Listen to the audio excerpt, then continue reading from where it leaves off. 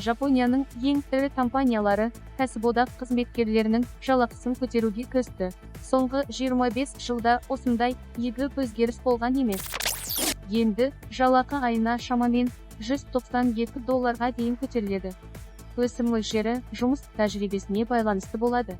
Мәселен, Nissan автомобиль корпорациясы жалақыны орта есеппен $122 өсіруге келісті. Бұл соңғы 19 жылдағы ең үлкен өсім болды.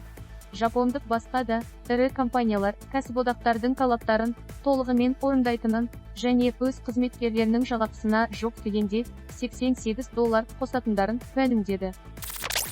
Жапон үкіметі бұған дейін бірнеше рет компанияларды қызметкерлердің жалақысын көтеруге шақырып, бұл экономикасын ынталандырудың міндетті шарты екенін атап өткен.